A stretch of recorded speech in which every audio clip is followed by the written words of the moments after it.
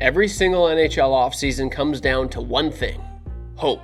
It doesn't matter if your team just lifted the Stanley Cup, made a deep playoff run, or finished dead last in the standings. When a new season puck drops, every fan base needs that one player who makes turning on the TV non-negotiable. The X Factor, the game changer, the guy who keeps you up at night dreaming about playoff hockey. And today we're kicking things off out west in the most chaotic, unpredictable division in hockey, the Pacific. From elite superstars pushing for trophy history to young phenoms taking over the league, every team in this division has a player taking center stage this year. So whether you're backing a contender or trusting the rebuild, here is one player for every single fan base in the Pacific Division you should be most excited to watch this season. Let's dive in.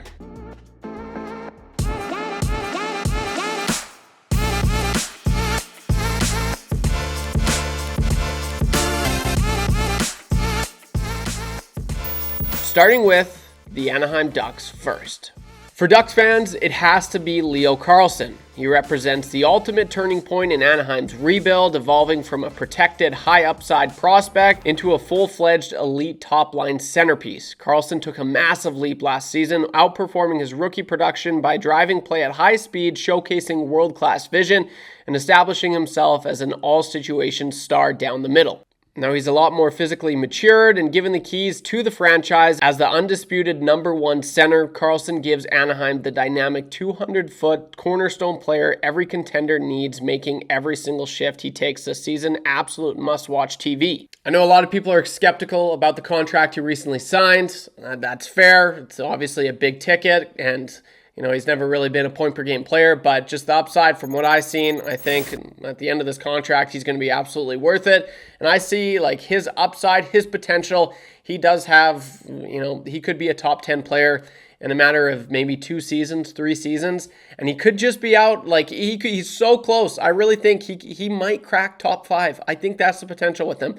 Maybe not top 5, but he'd be right out of it. He'd be 6, 7, maybe 8, right around there. But I think he's going to be one of the best players in the NHL in 3 seasons. So if you're a Ducks fan, obviously you have to be super excited to watch this player for the next season and the next few years to come. Honorable mention to Jackson Lacombe. This guy was unreal. I mean, he shut down Connor McDavid. I think he's going to be, in contention to be a Norris Trophy finalist for many years to come. Especially if he carries on what he was able to do in the playoffs this last season. He was dominant. But if you're a Ducks fan, yes, you have a lot of things to look forward to. And I think Leo Carlsson obviously is the centerpiece. And then you've got Lacombe, then you've got Cutter Gauthier. They've got some real nice pieces. But I feel like if you're a Ducks fan, I'd like to know, drop a comment. Is Leo Carlsson the player you're most excited to watch this upcoming season? For me, I'd say, yeah, probably. For Calgary Flames fans, it has to be Zane Parekh. He represents the exact type of game-breaking elite offensive potential on the blue line that the franchise has been craving for. After earning valuable NHL experience during his rookie campaign, showing growth down the stretch, and earning top power play responsibilities, Parekh enters the upcoming season poised to take over as Calgary's premier offensive quarterback. Armed with elite dynamic mobility, high-level offensive instincts, and a lethal shot from the point, Parekh gives the Flames a legit top-pairing blueprint for the future. Watching him step into a full-time elevated role with total confidence makes him the ultimate reason for Flames fans to tune in night after night. Yeah, I'm big on Zane Parekh. I love this guy. What he was able to do in junior, I remember I made a video about him last offseason where he did something only one defenseman in the OHL has ever done before, and that was Bobby Orr. I think it was scoring, if I'm not mistaken, he scored 30 goals twice as a defenseman in junior, which you just don't see that. So he's got the offensive capabilities, and you kind of saw that. Just watch this goal. Watch this goal. Parekh started to drive down low, pulls back up. Look at that elusiveness. Parekh in, shoots, scores! Zane Parekh with his best of the season. If you're a Flames fan, you have to be so pumped to see that. I was oh gosh, look at that guy. That was unreal. So, yeah, he's a heck of a player. And I don't even know, is this a hot take? But I could absolutely see him representing Team Canada for the Olympics in 4 years. I think he's that good. I think he'll he'll be right up there with the best of the best defensemen in a few years. I think he, like, as far as offensive numbers go, yeah, like, he'll be right up there with the Cale Makars, the Quinn Hughes, the Evan Bouchards of the world. Obviously, he needs some offensive help, like some forwards that can help him a little bit, but this guy's got all the talent in the world. He's a little lanky. He's not that physical. He needs to definitely eat up. He needs to get a little bit thicker and a little bit more physical, because he was kind of getting picked on quite a bit last season. But I think the Flames have an absolute stud in Zane Parekh. And if you're a Flames fan, like, that has to be the player you're most looking forward to seeing this upcoming season. Right? Right? It has to be Zane Parekh. Who else would it be? I think I have here, honorable mention to Simone Nemec, Dustin Wolf, and even Matvei Gridin.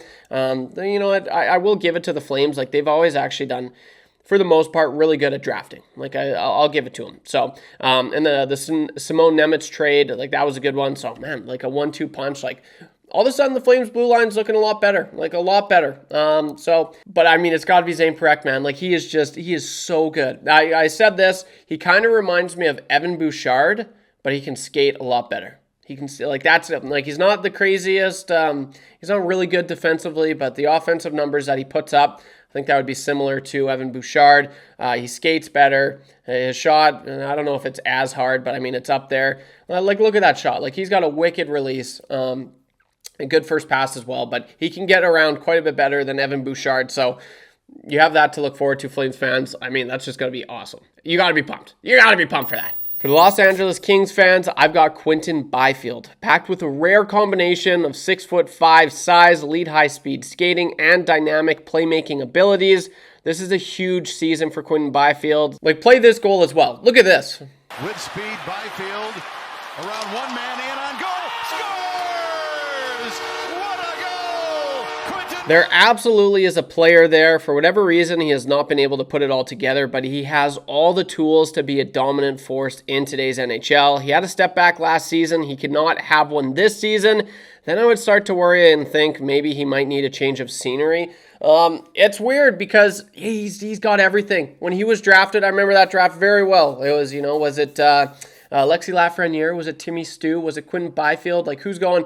I think the consensus was Alexis Lafreniere was going first, but who was going second? Was it Timmy Stu or was it Quinton Byfield? And I didn't hate, like, I was always like thinking I was big on Tim Stützle the most. Out of everyone that draft, I was like, yeah, I like Timmy Stu the most. But I was like, there's nothing wrong with Quinton Byfield.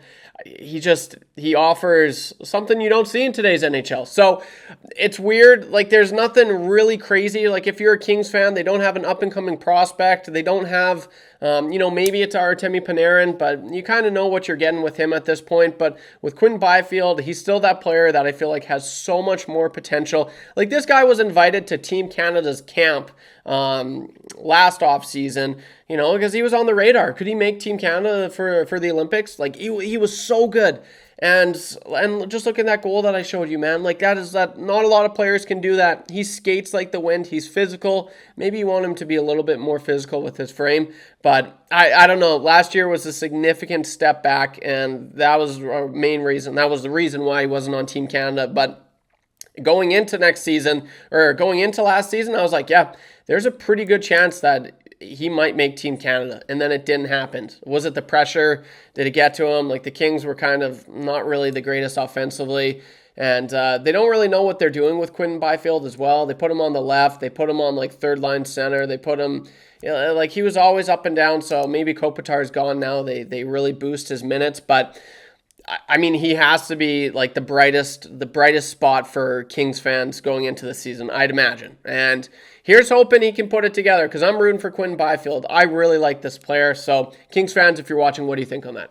Okay, the San Jose Sharks. I mean, it's no surprise here. It's obviously Macklin Celebrini. Celebrini is the ultimate beacon of a new era and the foundational piece of the entire franchise, coming off an explosive sophomore campaign where he established himself as an elite game-breaking superstar down the middle. Celebrini has already proven he can drive play at high speeds, tilt the ice in all situations, and elevate everyone around him. He blends elite hockey IQ, a relentless competitive drive, and dynamic offensive flair, giving San Jose a true top-line centerpiece every contender dreams of. Watch Watching Celebrini continue to evolve into one of the most dominant two-way forces in the league makes him an absolute number reason to tune into Sharks hockey every single night. And I'm saying this for Sharks fans, he might not just be the most exciting player to watch for, the Sharks, obviously, but going into the season, he might be the most exciting player to watch in the NHL next season. Is that a hot take? That's crazy. Macklin Celebrini, are you kidding me? He's just so, he continues to, this is one player, I doubt him, and he just continues to just say, suck it, Trev, and prove me wrong. This guy's an absolute stud on and off the ice. Look at him, he's gorgeous, so you give him that. Look at this guy. He's handsome. He's so handsome. And then you go on the ice, and he's just a force. It is crazy.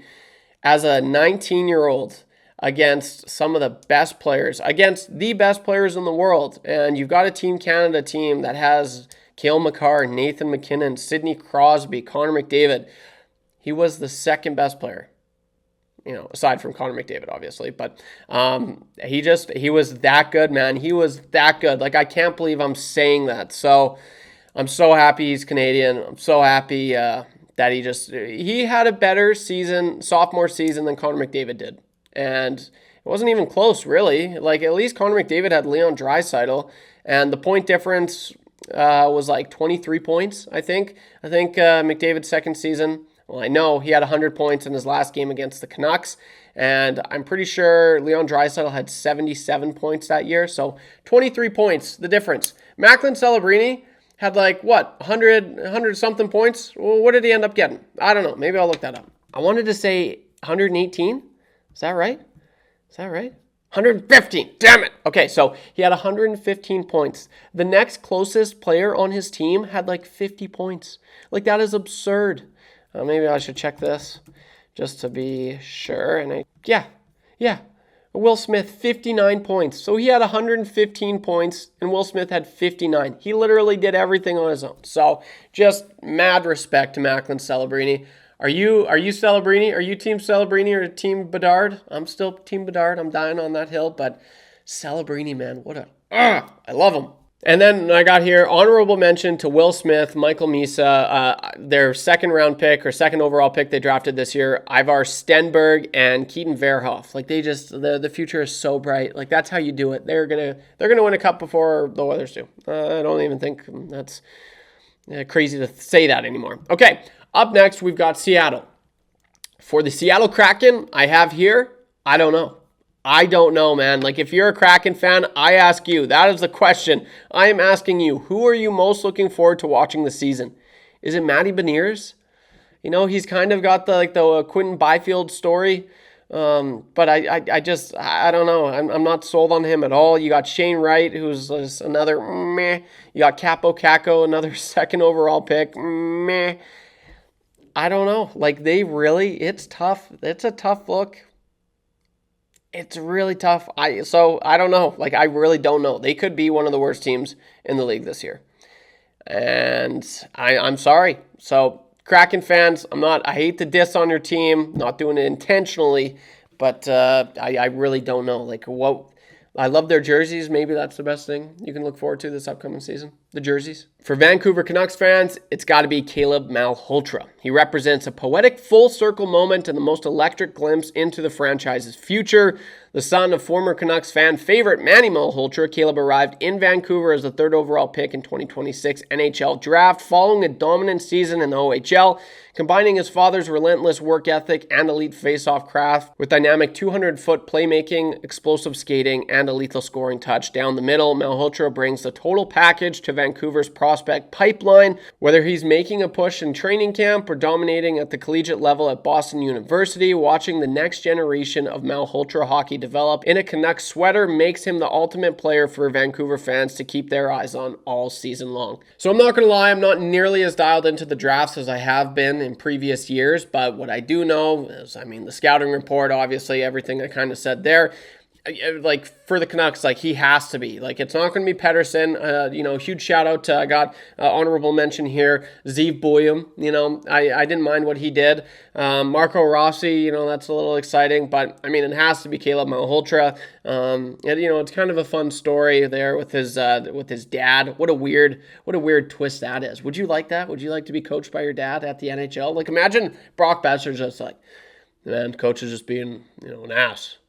And then Caleb's just like, that's my dad. It's just a little bit interesting. Haven't seen that really before. You've seen it with assistant coaches, but not head coaches, if I'm not mistaken. So, Canucks fans, Caleb Malhotra, is that the guy you're looking forward most to seeing this year? It's got to be, right? For Vegas Golden Knights fans, I've got Mitch Marner. So this is an interesting take. Like, I don't know. Like, I think the angle that I go for most of these teams is like the young up-and-comers. Like, obviously, that's what excites me the most because we kind of know about the Mitch Marners, the Jack Eichels. But in saying that, that's who I got. I got Mitch Marner for the Vegas Golden Knights. Obviously, he just popped off in the playoffs. He could finally play. Free Mitch he was buzzing last year in the playoffs especially. And he had a pretty solid, I think he'd be okay with what he was able to do with a new team, a new city. It was a good season, but maybe he can build off that a little bit more. I don't think it's going to be anything crazy like, he pops off with like 120 points. But can he reach that 100-point mark again? Yes, absolutely. I think he can. So that's who I'm going with. How does he follow up his playoff run that he did last year? I like to think that he's going to be buzzing, and him and Jack Eichel, can they build off of, get a little bit more chemistry?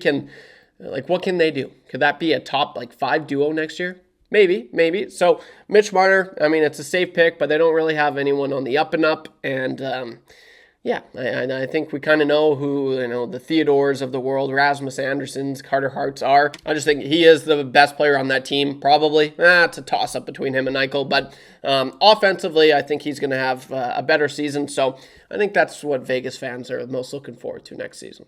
Okay, and lastly, obviously, I skipped them. I saved them for last. The Edmonton Oilers. Who am I looking forward to most this upcoming season? Obviously, you got your Connor McDavids, you've got your Leon Draisaitl's. Huge honorable mention to Evan Bouchard. I think he's going to have a step back this year. Like he had a monster season a few years ago, 80 points, I believe, and then he followed it up with a little bit of I wouldn't say a stinker season, but he didn't live up to the expectations. You're like, he had 80 points. Like, what's this season going to be like? 90 points. So, I mean, what did he end up finishing the season with? 95, if I'm not mistaken. That's not who I'm picking, but I just want to give a shout out to Evan Bouchard. Is there a way that he can get more than 95 points? Yeah, he finished with 95 points this year. Can he get more than that? I don't know. And the season, it was 82 points he had a few seasons ago, but then he followed it up with 67 points, and then now he had 95 points. So that would be crazy. If he reached the 100-point mark, that would be awesome. Can he do it? I don't know. History shows that he probably can't, but who knows? Bouchard could be changing. But then you got Mike Babcock coming in here. Who knows what that does to his game. So I've got, I said it before a few minutes ago. I love the young guys coming in. I've got Ike Howard here. Like, I'm big on this guy. If you're new to the channel, I've been just glazing this guy for the last, ever since the Oilers traded for him. I really, really hope he gets the ice time. I really hope he gets the looks, the opportunity. And I think if he gets the opportunity, he will thrive. I really believe that. I think the Oilers, I was thinking, who is a comparable player? Who does he remind me of? And it's not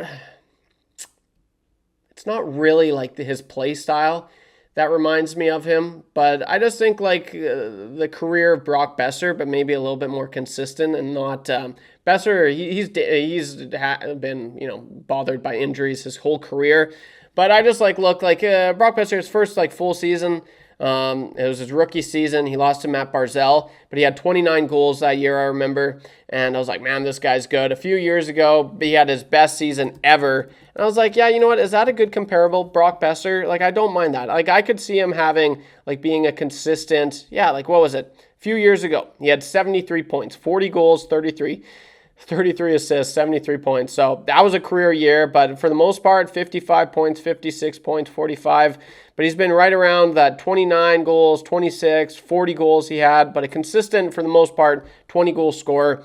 I see a world that he is a consistent 20-goal scorer, but I think he's going to have a little bit more upside, and obviously it helps if he's playing with Connor and Leon. I'd boost those numbers a little bit more, just a little bit more. But I'm excited for this guy. I think he will thrive. Just give him frickin' minutes. Give him minutes. And if he messes up, don't frickin' bench him. Keep him going because, he needs the confidence. Just keep him going. That's my thought. So, what are your thoughts, guys? Do you like this kind of video? Maybe you do, maybe you don't. Maybe it's a little bit weird. I'm not gonna lie. I was kind of like just rushed last second. I'm back home now. I was back home. Huge shout out to my grandma. She got me this shirt. Grandma, I know you're listening right now or watching. I love you. I think the shirt looks great.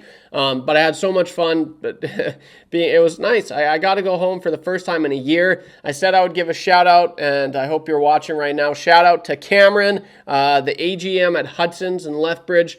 He came up to me. He's like, man, are you Trev from Above Average? I'm like, hell yeah, bro. That was really cool. That guy made my night. So I told you I'd give you a shout out, Cameron. Thank you for saying hi. That was so sick. But this was kind of last second. It's Sunday. That is the time right now. So I've got like 2 or 3 hours to edit this bad boy and then get it out. But promise the next video will be a little bit better. I'll spend a little bit more time. But I was just go. I was on holidays, baby. So got to see a lot of family. Got to see a lot of friends. It was awesome. And now I'm back to work tomorrow, which is fun. It's fun. But that's one thing. It's just like I love holidays so much that it's like, and then all of a sudden you're back to work and it's just like, it's like I just wish I was on holidays forever. But anyway, no, so that's all I got. What do you guys think? Do you like, are those fair players? Like, who are you most looking forward to seeing for your team? Should I do this for all divisions? Is this something you would like to see? Drop a comment down below. As you guys know, I read and interact with every single comment in the comment section. And it's now time. It's that time of the video, brought to you by www.timetrackers.ca, where they work around the clock for you, and it's Alberta-based company with clocks all over Canada.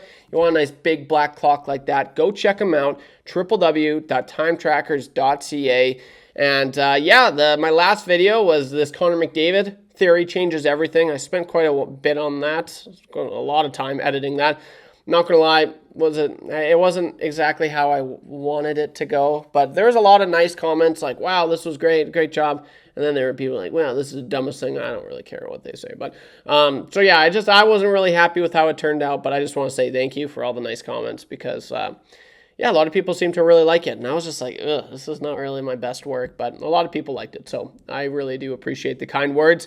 And the most liked comment in my previous video, it almost got 10K views. Let's go, guys. That was great. At On God's Time Outdoors. He says, no team is giving up those assets without McDavid signing a long-term. Okay, that's a totally good point. That got 45 likes. So huge shout out to you, man. Thanks for the comment. Yeah, a lot of people like that, and I like the first few comments. Minnesota just did that for Quinn Hughes, which is true. So, you never know. I feel like it's Connor McDavid. Like, if a team has a chance to trade for Connor McDavid, they would do it. I think he's that good, even if he doesn't re-sign there. So, I don't know, but it's interesting. Thank you. I really, really appreciate all the kind words, all the support. You guys are absolutely crushing it. Don't be average when you can be above average. I promise the next video will be better. Thanks for everything, guys. And I love all of you. Peace.